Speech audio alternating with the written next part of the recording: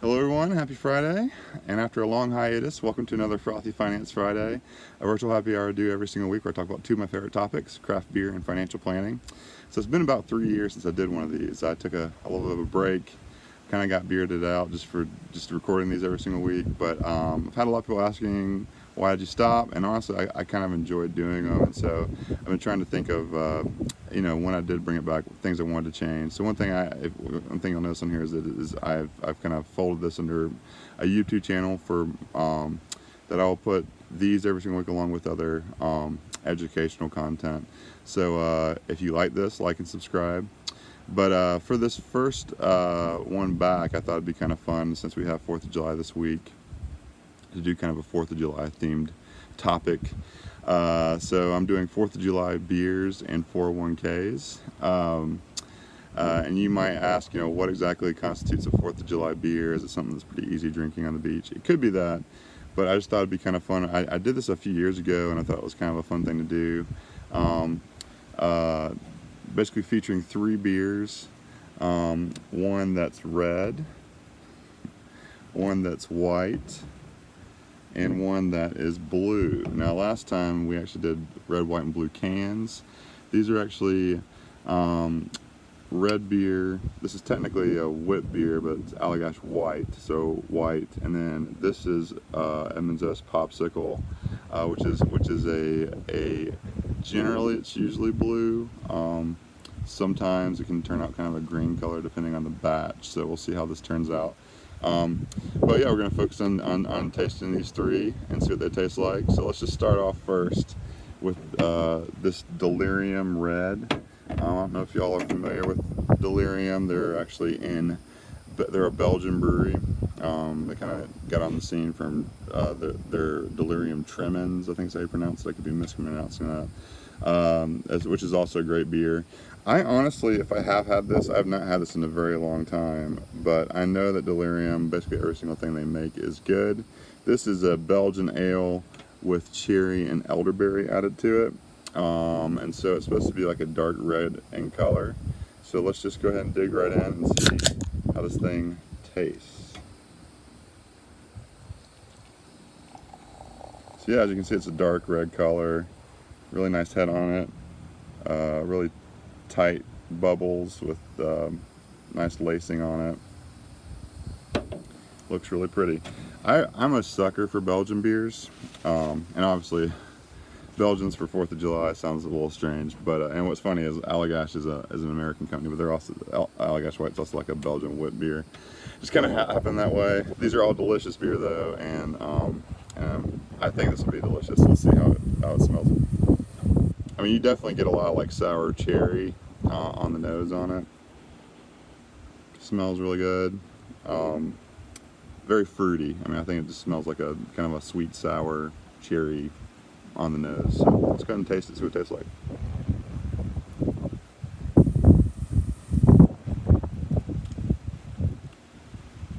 No, that's really delicious. It's almost kind of like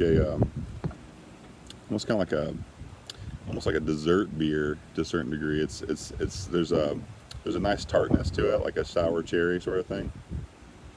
But there's also a sweet component to it.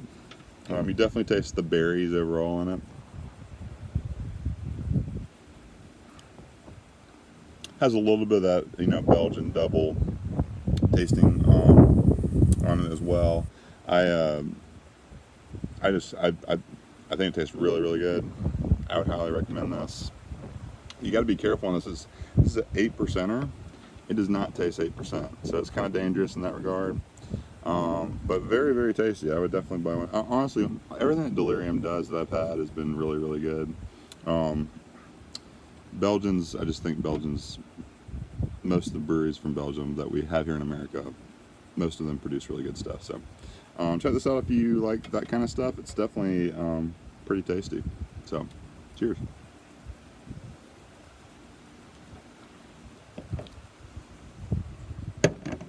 All right, so let's go on to our next beer, which is this Allagash White.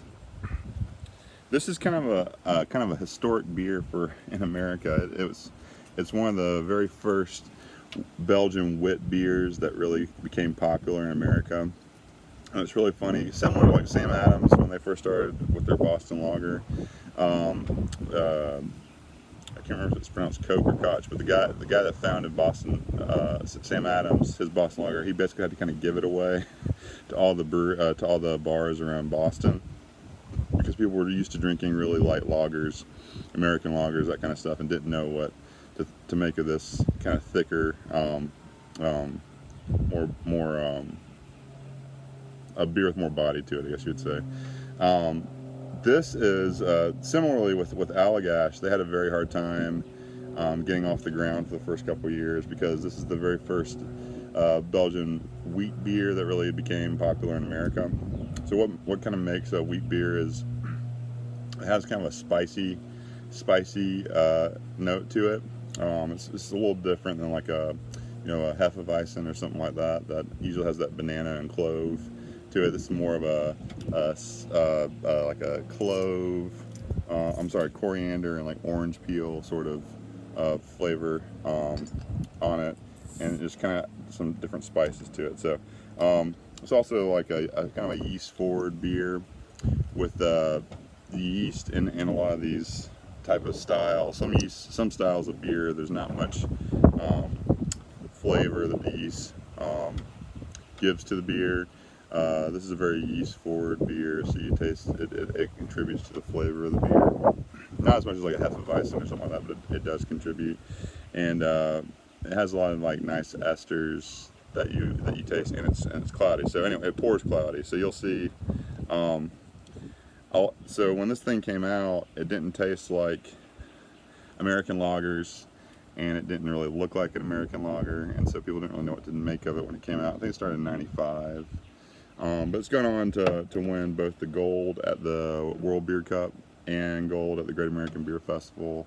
And I mean, it's you can find this almost everywhere. So even though they're out of Portland, Maine, most of what Allagash produces is really good stuff. But this is kind of one of the OGs as far as the American craft beer market.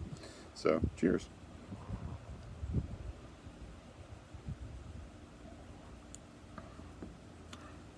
And like I said, you just get like a really nice. I mean, I think this is like one of the more drinkable beers.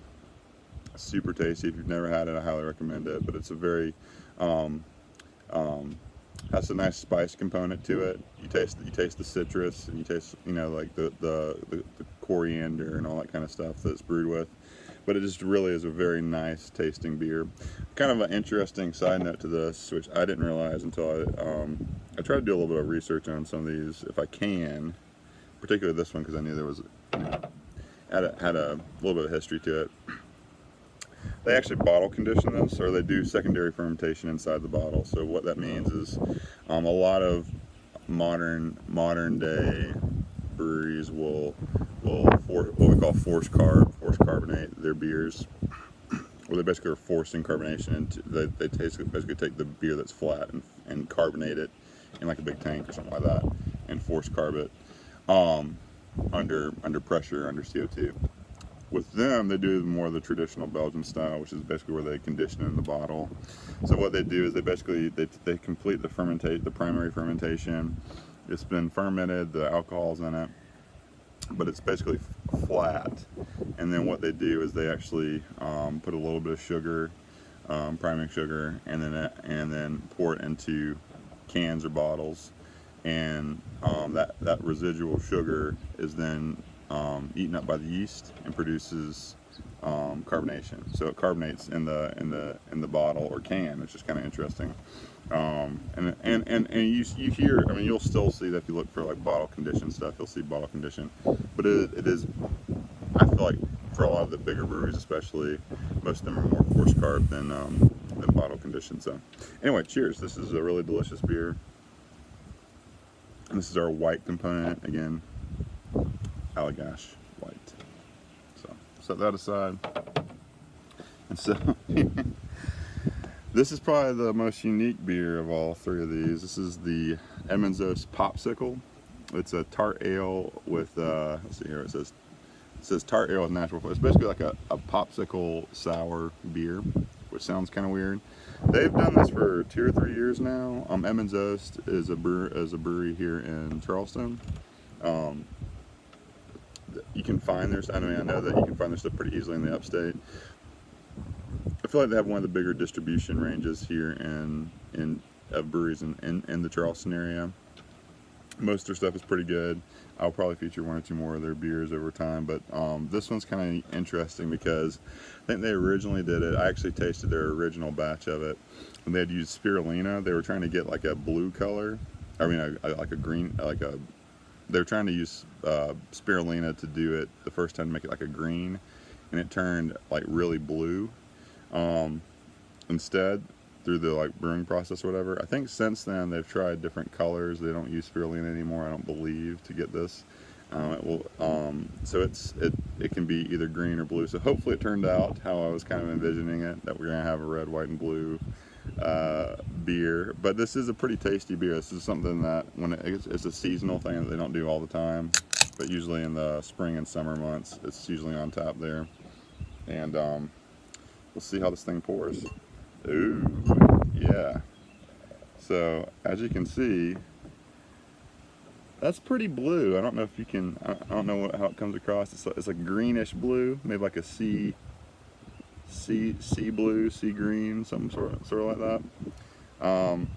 Very, very, very blue. And so you may not want to drink these all the time because it might come out a little weird, but it really does taste pretty good. It smells kind of like a popsicle, kind of like that. I mean, it shows the multicolored popsicles on the front. It kind of tastes like that. I don't know how else to describe it. Kind of a sweet nose, but a little bit of like a sour note to it. Ooh. I actually remember this being a little bit sweeter than it's tasting right now. It could be that I just had these other two. I haven't had this in a while. This tastes sweeter than it's more sour than I remember it. But it's still pretty good.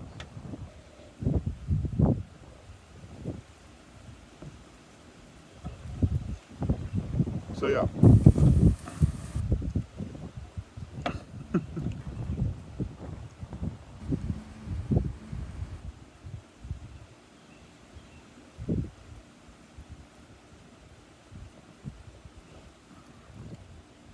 See, it's a nice tart taste to it.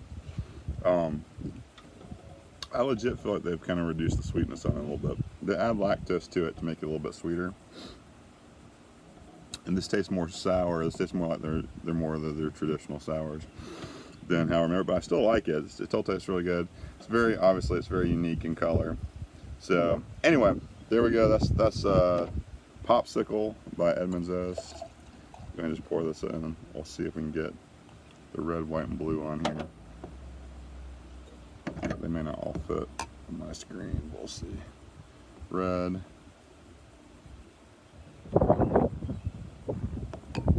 Red, white, and blue. So there you go. Anyway, cheers. And happy 4th of July, guys. Alright, so let's go ahead and switch topics and start talking about 401ks. The reason I decided to kind of pick 401ks for my first time back is I've had a ton of clients ask different 401k related questions here recently. One, I have some people that, hey, I just started with a new employer. I don't understand how this thing works. Can you explain the basics to me? I've also had a lot of people asking me, I have the option to do a Roth 401k versus a traditional. Which one is right for me? Which one should I be contributing to? And also, how much should I be contributing? How much should I be putting into this thing? And so, my goal is to kind of give some general advice, some general this is what I would usually recommend. This is not to be considered advice for you, as every single person's situation is different.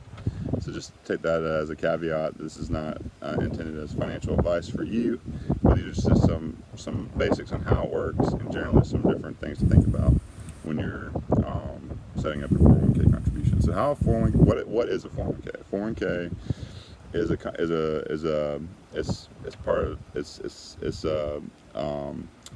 tax advantage investment account that you can save for retirement. And so basically how it works is it allows you, with a traditional 401k, it allows you to put money in pre-tax, so it doesn't, so you don't pay taxes on that money, and then it grows tax deferred, and it's intended for retirement. So when you reach retirement age, you can pull that out, and you've deferred. All that money has grown tax deferred, and when you pull it out, you pay taxes. You pay ordinary income tax in retirement on that money. A Roth 401k is a little different, very similar to like a Roth IRA, if y'all are familiar with that. There's not any tax incentive on the front side.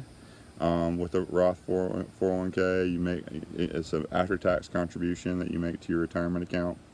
But the benefit with that is that it grows tax deferred, and if you pull it out in retirement, all that gain comes out tax free. So you're not paying any taxes in retirement. You're paying it. It's an after-tax contribution. And so and all this is funded usually through mutual funds. And I'll probably have another video on mutual funds if you're not familiar how those work.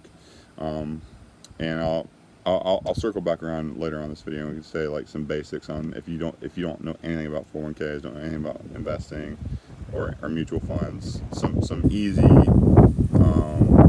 accounts to usually get started on what to invest in and that kind of stuff. But the first big question is, so should I do a traditional 401k contribution or a Roth 401k contribution? And I guess one thing I forgot to mention is that as you're making contributions, another component of a 401k is there's generally some sort of employer match. Not all plans have that. Some employers do not want to match, but generally as an incentive to kind of get their employees to save for retirement, the employer will say, well, hey, for the first 6% of your income, we'll do a 50% match, which means that you put in 6%, we'll put in 3% of your income. So if you're say you're making $100,000 a year, you put in $6,000 for the year, they will match up to $3,000 for the year into your account. And so when it comes to first, so anyway, and it doesn't necessarily it doesn't have to be a 50%. It doesn't have to be. It could be a dollar for dollar match up to 3% or something like that. It varies by plan, and they have a little flexibility on how they want to match your contributions.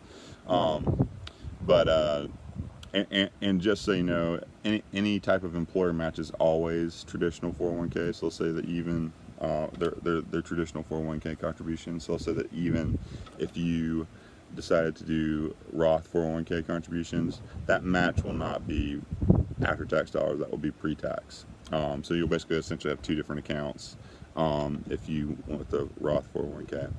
So how do you choose? If you do the 401k or the Roth 401k. And I've had a lot of people say like you always want to do the Roth 401k or you always want to do the traditional 401k. Usually have more people saying you always want to do the Roth. Really, what the real rule is, that's not what I'm suggesting you do, by the way. The real rule is, when are you going to be making more money? Are you going to be making more? Are you going to be in a higher tax bracket now? Or are you going to be in a higher tax bracket in retirement? If you are still early in your career, and you're still kind of like climbing the ladder, so to speak, and you still have like a decent income, but you're not like necessarily in the top couple of tax brackets or something like that, then you might want to look at doing a Roth 401k. You're paying taxes on it now. When in retirement, you might be in a higher tax bracket, so it might make sense to go ahead and start doing Roth 401k contributions. This is not a one-time. You can never change. You can most plans allow you to change over time if you want to go from a Roth to a traditional 401k. So you might start doing Roth contributions early on, and as you start making more and more money, and you start seeing yourself going up different tax brackets, you might want to switch over to a traditional 401k. Vice versa, if you are, in the prime of your earning years and you're making really good money, or you're just a high earner, what we call a Henry. You might be still early in your career, but you're a Henry, what you call high earners, not rich yet. So you guys have high income, but you're still kind of in the early stages of your career. either of those situations, if you're in a higher tax bracket, in that 35-37% tax bracket, you're going to only be wanting most likely to do 401k contributions. We want to find any way we can do to deduct some of that income, or get your income down. So hopefully you're in the lower tax bracket. And most likely, a lot of times, once you retire, people's spending tends to turn down. So if you're in the second half of your career, once you retire, you're not traveling to work as much. There's generally a little bit of a bump down in how much you're spending month to month, versus the later in your retirement years. In your earning years. So all I'd say, generally speaking, the rule of thumb is if you're in a very high tax bracket and you expect to make, you expect to be in a lower tax bracket in retirement, then you need to be using the traditional 401k. If you are in a lower tax bracket now and you expect to be making more money as you go on in your career and probably be spending more, or having more in a higher tax bracket in retirement, then you want to be doing the Roth 401k. And people say, like, what if tax rates change? Well, the big thing is, especially if you're a younger person in your 30s or 40s, there's a long time before you retire. Tax rates are going to jump all around between now and when you retire. So that's your call on that stuff. What I generally recommend people doing is, if you're in a higher tax bracket today, then I would generally recommend doing traditional 401k contributions. And then if you are in a lower tax bracket today, then I would recommend that you generally do a Roth 401k contribution. Now, how much can you put into these things? You can put up to $23,000 per year. There are some things that you can do with non-Roth after-tax contributions that some plans allow for. We're just going to ignore that for right now. The cap usually, especially for just like pre-tax, for like a traditional 401k contribution or a Roth 401k contribution to your 401k, is $23,000 for the year.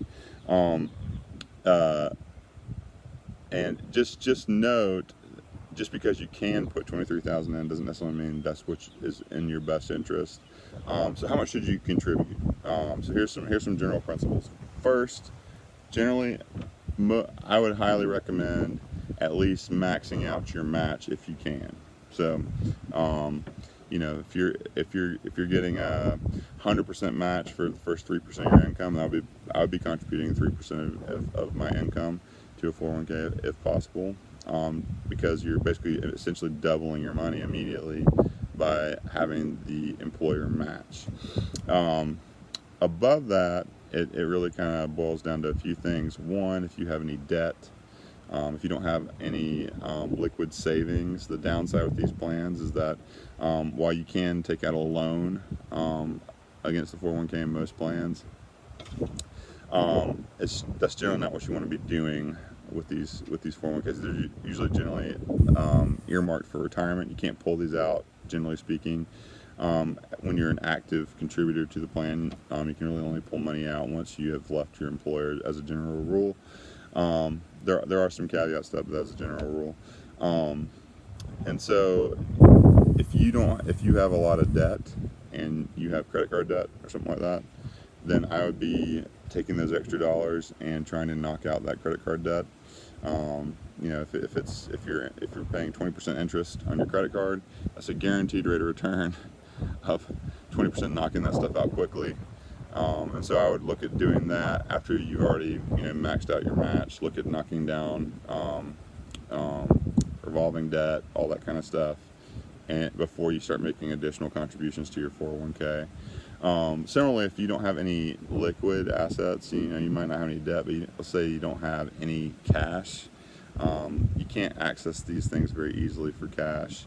And so I would highly recommend to at least have 3 to 6 months worth of cash set aside for an emergency, what we call an emergency fund. Depending on how stable your job is, that's gonna help.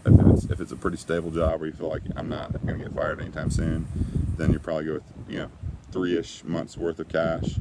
If it's something where it's a volatile industry, whether it be oil and gas or whatever, it might make more sense to look at being more close to 6 months or even more than that. And so that's kind of where I would look first before I make additional contributions to try to fully max out that $23,000. And another thing just to be aware of is some plans have really either bad funds with high fees, or just they have just a lot of bad costs, and it's an expensive plan. And in that situation, it might make sense to look to put those dollars to work elsewhere, not in a 401k. So that's just a basic ballpark 401k 101. I believe I've hit all the big notes I want to cover on that. If there are any questions, feel free to you can comment or I'll have a link that you can ask some questions if there's some things you wanted to ask offline. But that's the basic gist of how 401ks work. And now it's time for me to enjoy the rest of this nice beer here. This is fun. I'm glad to be back doing this. It's been a while since we did one of these. Let me know what you think.